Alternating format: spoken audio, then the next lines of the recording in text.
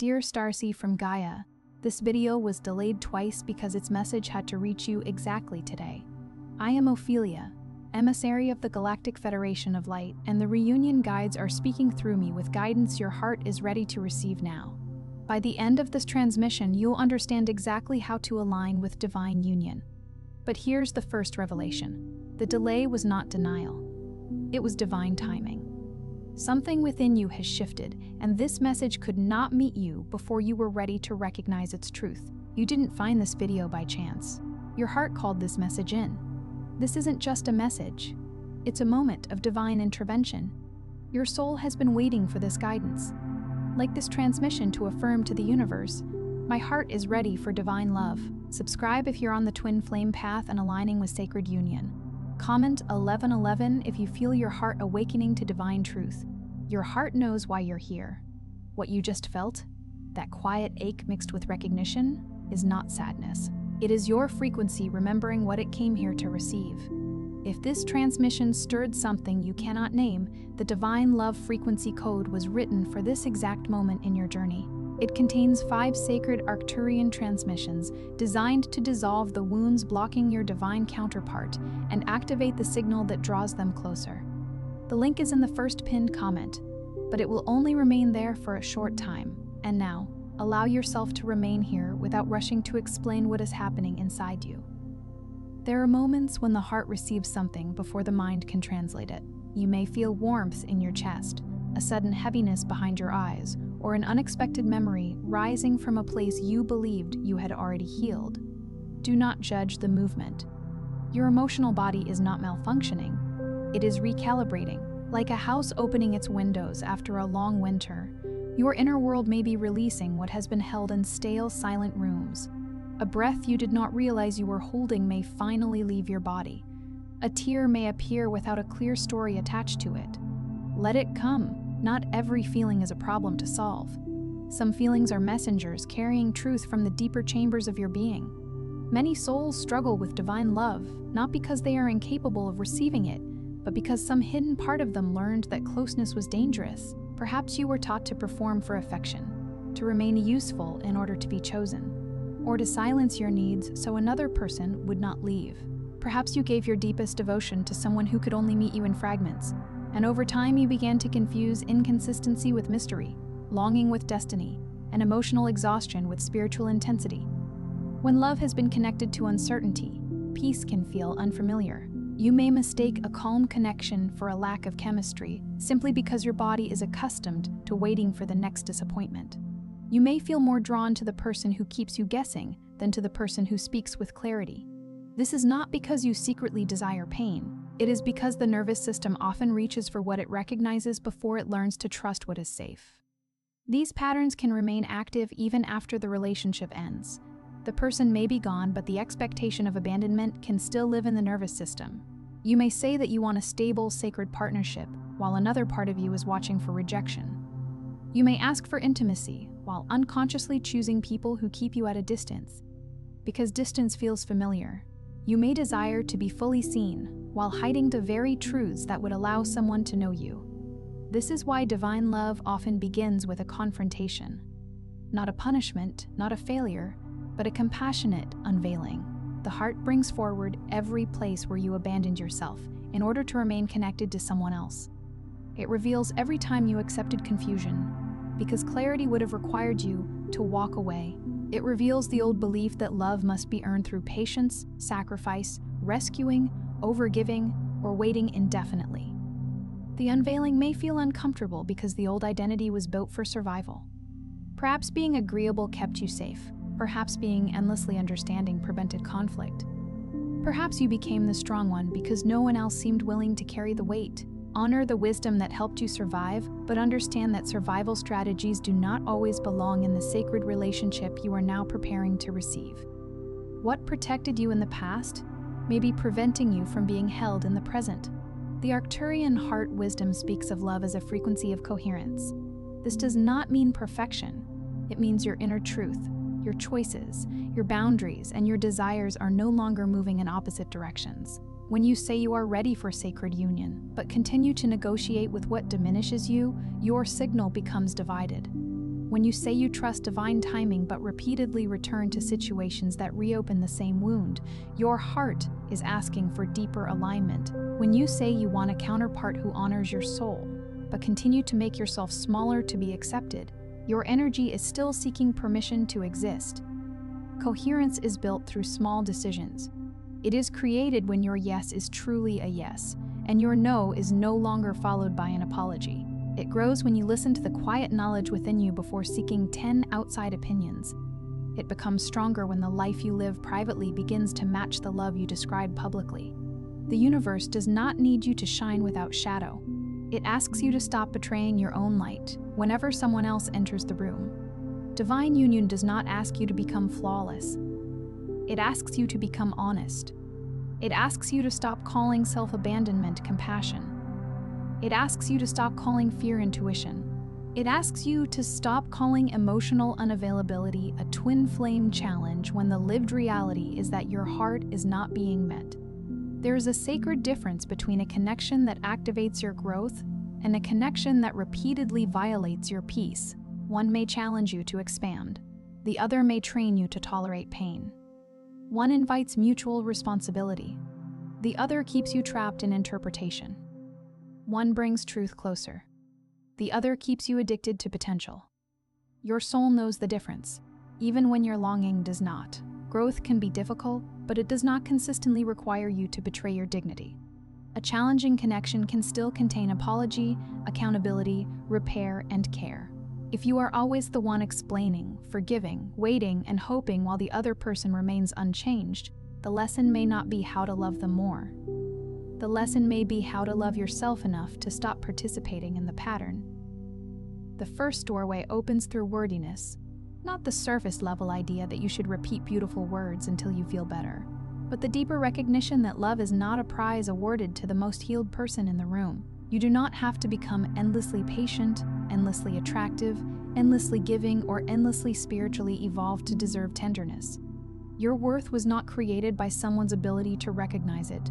Your worth existed before anyone praised your beauty, answered your message, chose your company, or promised a future. It was present in you before the first rejection, and it will remain present after every ending.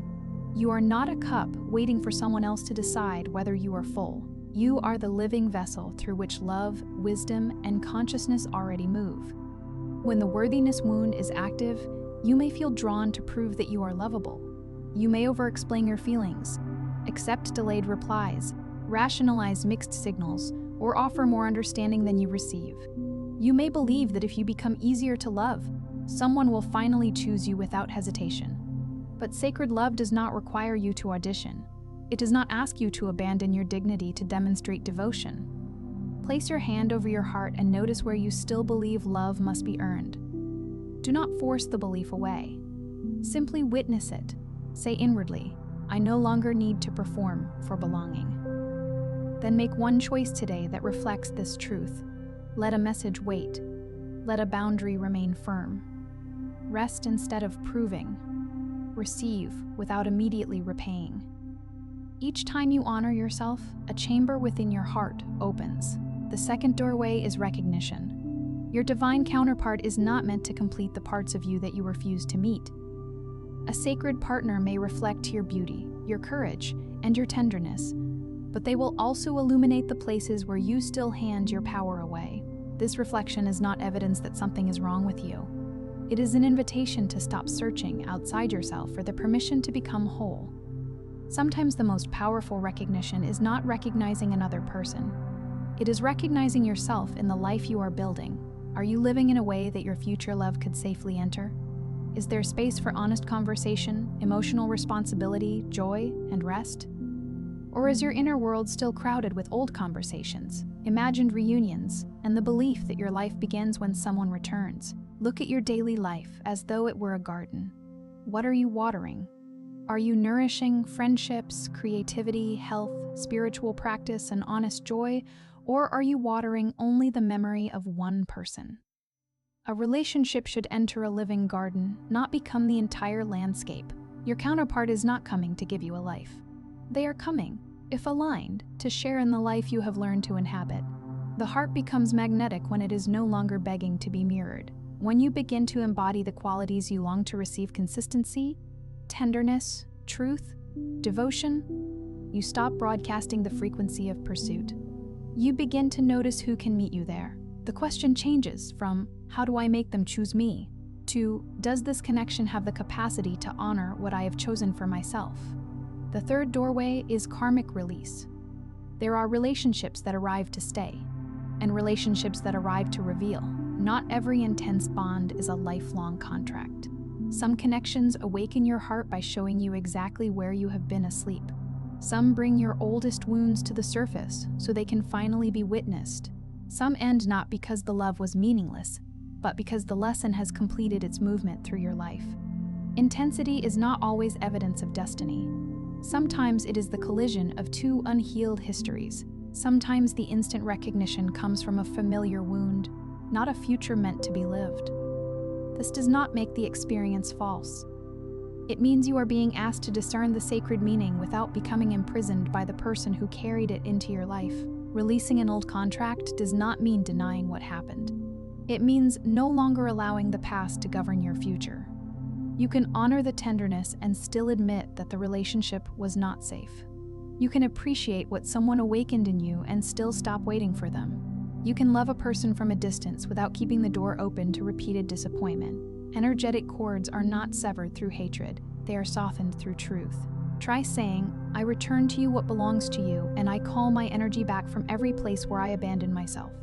Then notice what arises. Grief may come. Anger may come. Relief may come. Let each emotion complete its honest passage.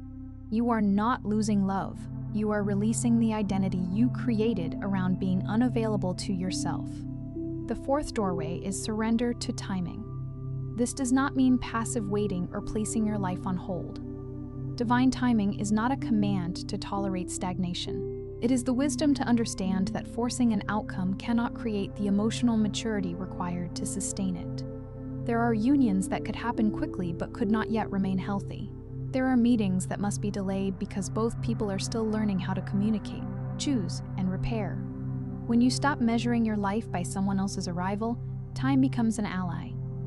You begin to receive the lessons hidden in ordinary days. You discover that preparation is not always dramatic. It may look like choosing peace over familiar chaos. It may look like learning to speak directly instead of hoping someone will decode your silence. It may look like allowing yourself to enjoy your own life without treating joy as a betrayal of the person you hope to meet.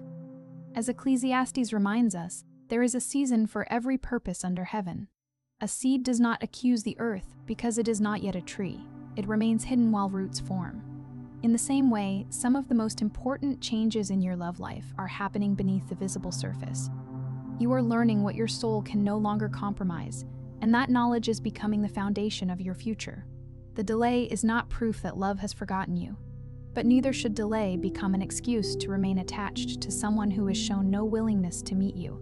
Surrender means releasing the demand that love appear in one specific form while remaining devoted to the truth of what you deserve. It is the quiet confidence that what is aligned will not require you to destroy your inner peace in order to keep it. The fifth doorway is magnetic embodiment. You cannot call in a love that you continually contradict through your choices. If you seek emotional safety, practice becoming safe for your own emotions. If you desire honesty, stop negotiating with half-truths. If you want a partner who is present, become present with your own body, your own needs, and the life unfolding in front of you. Magnetism is not manipulation. It is not pretending to be detached so someone will chase you. It is not withholding affection, creating jealousy, or performing a higher vibration. True magnetism is the natural pull created when your energy is no longer divided against itself. You are not saying, "Choose me," while your behavior says, "I will accept anything." You are saying, "I am available for love that is mutual, clear, embodied, and kind." This is where the heart chakra frequency upgrade becomes tangible. You begin to feel the difference between anxiety and intuition. Anxiety demands immediate reassurance and creates stories from silence. Intuition may be quiet, but it remains clear. Anxiety urges you to reach for what is withdrawing. Intuition reminds you to return to yourself, Anxiety asks what you can do to prevent someone from leaving. Intuition asks whether you are willing to leave the version of yourself that keeps settling. The sixth doorway is the wisdom of separation. If you are moving through distance from someone you consider a divine counterpart, do not automatically interpret the space as rejection or guaranteed reunion. Separation can become sacred when it is used for integration rather than obsession. It gives both souls room to confront their patterns without using the connection as a place to avoid responsibility. During separation, your task is not to monitor signs, decode every coincidence, or organize your entire emotional life around a future possibility. Your task is to become so truthful with yourself that you no longer need another person's movement to validate your own progress. If reunion is aligned, it must meet the healed boundaries, self-respect, and clarity you developed in the silence. If reunion is not aligned, those same qualities will guide you toward a love that is more capable of honoring your heart. The seventh doorway is readiness. Readiness is not the absence of fear. It is the willingness to remain honest when fear appears. A ready heart can say, "I love you, and I will not disappear inside this love." It can be open without being unprotected, devoted without becoming dependent, and hopeful without abandoning discernment. The final lock turns when you understand that sacred union is not merely an event involving two people. It is a way of relating to life. It is the union of your tenderness and your strength, your intuition and your action, your longing and your self-respect. When these parts no longer fight for control, you stop approaching love as a rescue mission. You become available for partnership because you are no longer asking another person to save you from the loneliness you have refused to sit with. Here is the deeper truth your heart has been trying to deliver. You are not being punished by the absence of a relationship. You are being invited out of every pattern that could not hold the love you are becoming ready to receive. Some doors closed because they led back to an older version of you. Some people disappeared because their presence kept you loyal to a wound. Some dreams changed because your soul began to recognize that desire alone is not the same as alignment. You did not fail because someone could not love you properly. Their limitation was not a measurement of your value. You did not lose your one chance because a relationship ended. Love is not a single doorway that closes forever. Your heart is not operating under scarcity. What is meant for you will not require you to betray the truth that makes you whole. There may still be days when you miss someone. There may still be moments when your body remembers their voice, their hands, their presence, or the future you imagined. Healing does not erase memory. It changes the authority memory has over you. You can remember without returning. You can feel love without turning it into a command. You can bless what was and still walk toward what is capable of meeting you now. The Arcturian transmission for this moment is simple. Stop asking whether you are close to union and begin asking whether you are close to yourself. Every step towards your own truth reorganizes the path ahead. Every honest boundary clears the channel. Every act of self-respect tells your heart that love no longer needs to arrive through suffering. Tonight, before you sleep, place one hand over your heart and one over your lower abdomen. Breathe slowly and say, "I am worthy of love that is clear, mutual, and present. I release every bond that requires me to abandon myself. I welcome the relationship that honors the truth of who I am becoming." Do not say these words to force a person toward you. Say them to bring yourself home, then ask yourself one gentle question. What would I choose today if I truly believed I was already worthy? The answer may be small. It may be a conversation, a boundary, a walk, a meal, a pause, or the decision not to chase an explanation. Do not underestimate small acts of alignment. A soul changes direction one honest choice at a time. You are not behind. You are not forgotten. You are not too much for the love that is meant to meet you. You are learning to distinguish the intensity that consumes you from the devotion that nourishes you. You are learning that peace is not boredom, consistency is not a lack of passion, and being chosen should never require you to beg for evidence. The love you are preparing for will not ask you to become less sensitive. It will teach you that sensitivity can be discernment. It will not make you ashamed of your depth. It will meet your depth with depth of its own. It will not require you to silence your inner knowing. It will create enough safety for truth to speak freely. And until that love arrives in visible form, let it begin within you. Let your own presence become the first sacred partnership you no longer abandon. Let your choices become a message to the universe, not a performance for someone's attention. You are not waiting in emptiness. You are cultivating the field where love can arrive without being mistaken for rescue, chaos, or fantasy. Before you scroll, take a moment to be part of what's forming here. Drop one intention in the comments, something real from your heart journey, then respond to someone else's with encouragement or love. This isn't content, it's collective healing. Love multiplies when hearts connect. If something in this message resonated, don't keep it to yourself. Someone in your life is waiting for this exact activation. Share it. And if you felt a soul nudge, subscribe. Stay in the flow of divine love guidance. You're not just watching, you're healing. This is your sacred space, and we're just getting started.